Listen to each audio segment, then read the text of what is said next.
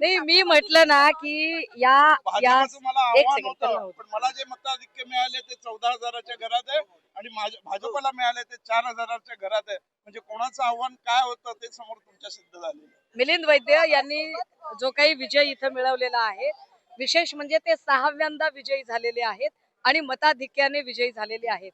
याचा अर्थ असा की ठाकरेंना धक्का अशा ज्या रोज बातम्या येत होत्या आणि कितीही अमका दिग्गज गेला तमका दिग्गज गेला असं कितीही बातम्या दाखवल्या तरी दिग्गजांची काय वाताहत झाली ते आपण बघत आहात.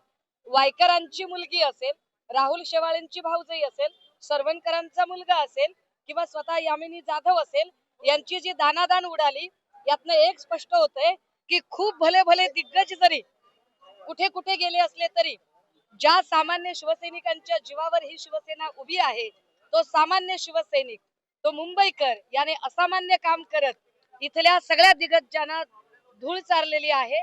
मी पुन्हा एकदा खात्रीनं सांगते 3 वाजेपर्यंत चित्र वेगळं असेल आणि होय आम्हाला खात्री आहे की महापौर ठाकरेंचा बसेल.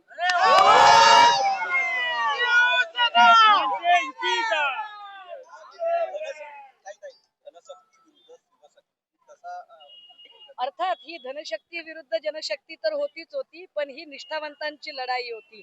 ज्यांनी रोज बातम्या देऊन अक्षरशः डोकं पिकवलं होतं की रोज ठाकरेंना धक्के.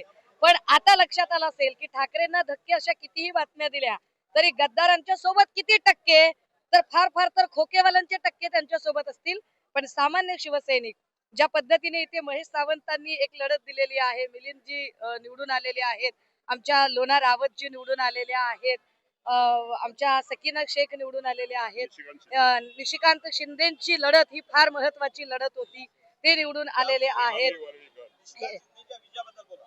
नाही, निशिकांत शिंदेच्या विजयाबद्दल एवढंच सांगेल की सरवणकरांना किंवा या सगळ्याच लोकांना धडा मिळाला असेल की तुम्ही कितीही आम्ही इकडे गेलो तिकडे गेलो जरी म्हणालात आणि 2017ची आकडेवारी घेऊन माध्यमांनी कितीही दाखवली की 2017चे एवढे नगरसेवक शिंदेकडे गेले होते, तरी हे स्पष्ट असेल की हे सगळे नगरसेवक हे ठाकरेंची सही घेऊन एबी फॉर्म गेले होते.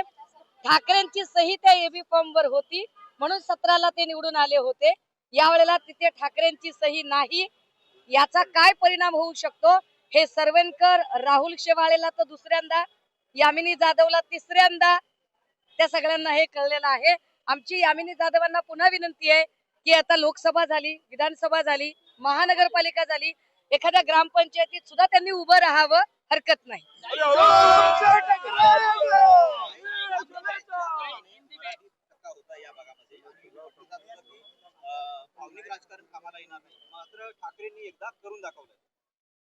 एक लक्षात घ्या, कालच्या जर एक दिवसभराचा जर गोंधळ बघितला तर या गोंधळामध्ये ज्या काही तक्रारी येत होत्या त्या सगळ्या मराठी बेल्ट मधून येत होत्या. हिंदी भाषिक लोकांचं नाव मतदार यादीतनं गायब झाले अशी तक्रार येत नव्हती. तक्रारी सगळ्याच्या सगळ्या मराठी मतदारांच्या बाबतच्या होत्या. मराठी मतदार हा ठाकरेंचा कोर मतदार आहे आणि या कोर मतदारावर आघात करण्याचा सगळ्या प्रकारची कपटनीती, कूटनीती, षडयंत्रांचं राजकारण काल दिवसभर केलं गेलं. काल दिवसभरामध्ये म्हणजे माझे मामा कलानगर मध्ये राहतात, ते गेली 34 वर्ष कलानगर मध्ये मतदान करतात. काल त्यांचं नाव मालाड मध्ये दिसलं, काल त्यांचं नाव कलानगर मध्ये नव्हतं. हे विशेष आहे. तर अशा सगळ्या कपटनीती आणि कूटनीतीचं राजकारण चालू असताना सुद्धा मराठी मतदारांनी म्हणजे मराठी मतदारांना तिथे पोहोचताच येऊ नये अशा पद्धतीने जे काही राजकारण केलं गेलं हे फार गंभीर आणि वाईट होतं. मात्र तरी सुद्धा प्रत्येक मराठी मतदाराने, मराठी कलाकाराने, मराठी पत्रकाराने, मराठी उद्योजकाने, मराठी मनाच्या मराठी माणसाने, प्रत्येकाने ज्याने भरभरून हा कौल दिला त्या प्रत्येकाचे आम्ही आभार मानतो.